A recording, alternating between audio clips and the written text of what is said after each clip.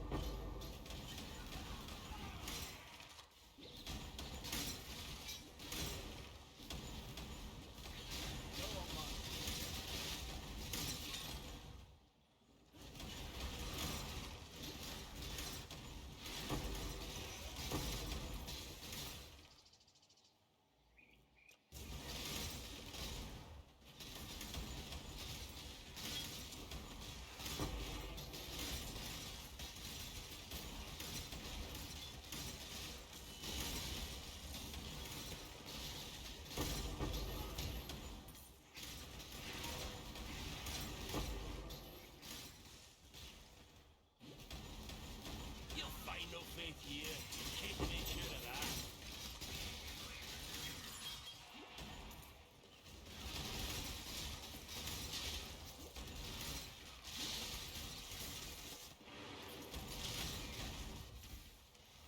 Pick your path and walk it alone. We're both beyond salvation, Exile. I speak for no god! Ugh, never been one to disregard the code. This way.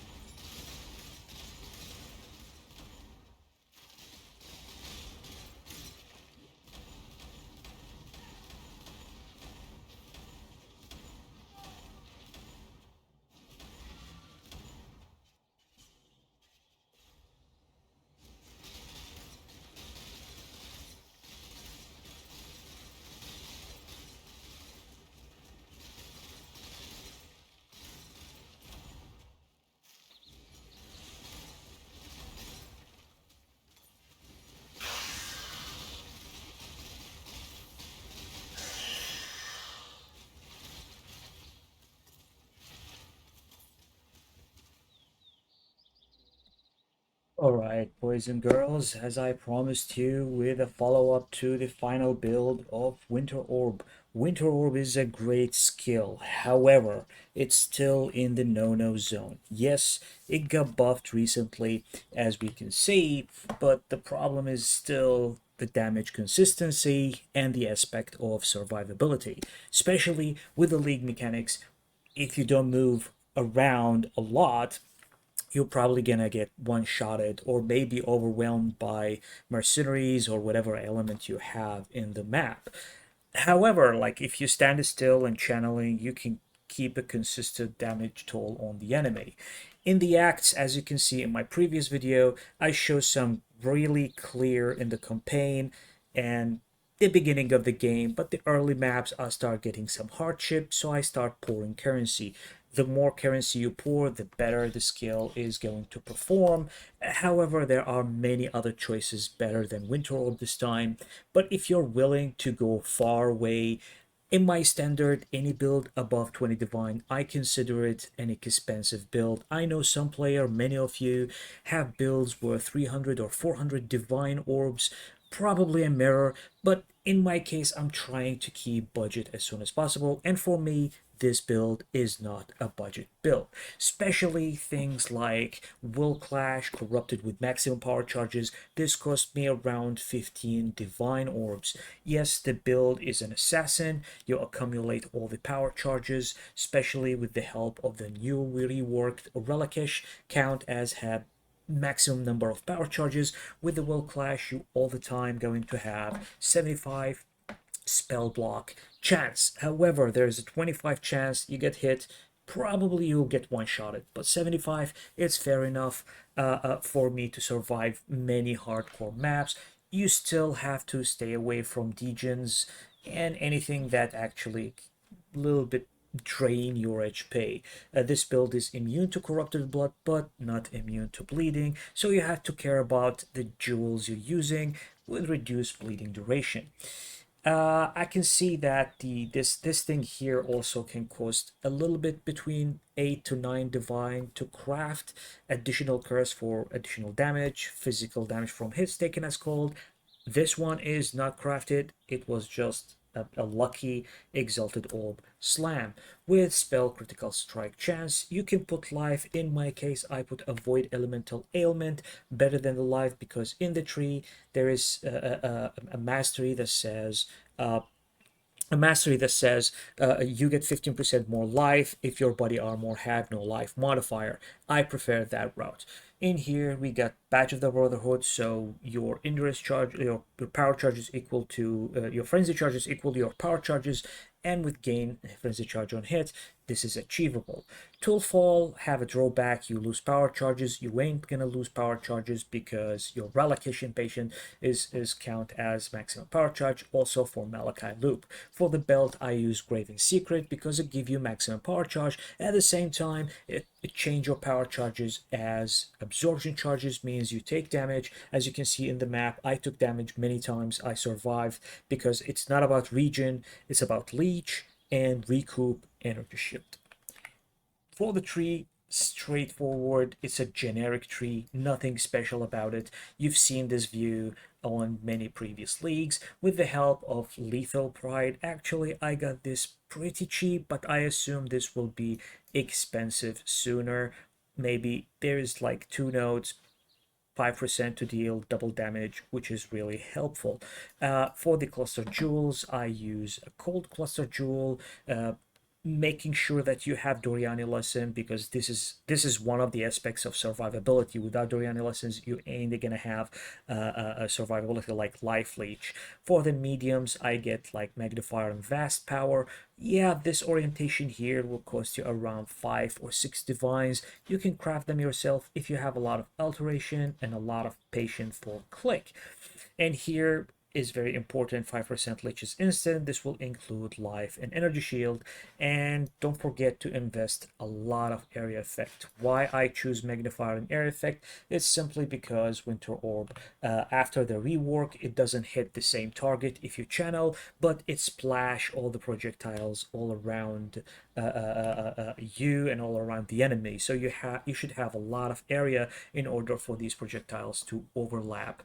We're talking about the gyms. I know POB can show higher DPS if you use penetration, but I prefer hypothermia because sometimes I get some resistance to freeze, and freezing enemy is really good in map clearing and even sometimes some bosses. This build, I did some bosses with the build, content bosses, like I would say like the guy the guy with the Exarch and the guy with the Eater of the World, the damage was not satisfying. I cannot one-shot bosses. I cannot see a lot of damage reverbing into cumulation. Instead, the damage is just slowly eating chunks of the bosses. I don't know what is the reason, but definitely, like, even with that investment, I cannot shotgun bosses. It's pretty much annoying. I see this video is just a showcase for the state of Winter Orb right now. If you like this skill, if you like jumping around, obliterating enemies, clearing fast all the maps, probably you have to invest between 20 to 40 divines approximately. This has cost me around, until now, 43 divines. The POB will be in description in the comment section if you have any question or any mechanics. By the way, don't forget Dying Sun, 6 divines. Yep. So if you have any questions or any something you would like to add, maybe you experience a better Winter Orb build, maybe Occultist. Actually, I think Occultist is better than the Assassin in Winter Orb right now, but I prefer the Assassin because it benefits a lot from power charges, and that class is versatile. I can change Winter Orb in any kind of other skills. Other than that, you can actually use another relic issue of the Frenzy Charges cheaper than this, but you can use Militant Faith to give yourself inner conviction. The damage is lower than that, but you don't need this body armor. You probably can put the Double Ganger or a Lightning Coil. Definitely will increase your survivability significantly. And also, before I end this video, my mercenary have a lot of yeah, you probably need that. For example, you put this amulet, so nearby allies damage is lucky. Yeah, that's nice. This one, nearby increase physical damage nearby allies. This one give me frenzy charges. Sorry, give me endurance charges when the mercenary get hit, and that's why in the passive tree you see I allocate an extra endurance charge so I can get like 4 endurance charges to maximize my survivability. Legacy of the Fury make nearby enemies scorch, which means they have -15 to maximum resistance. At the same time, this one will convert the enemy physical damage into fire, so I will reduce the chance of me getting killed really easily. I use Druid Redamming for Mercenary can apply an additional curse. I'm not sure about this because sometimes I see my mercenary throw away elemental weakness on the enemy. I don't like this to be like overwriting my own frostbite curse or assassin or marksman, the sniper mark curse. So yeah, that's it for this build, and I hope you like it. Leave a like, leave a sub, and see you in another video. Thank you for watching.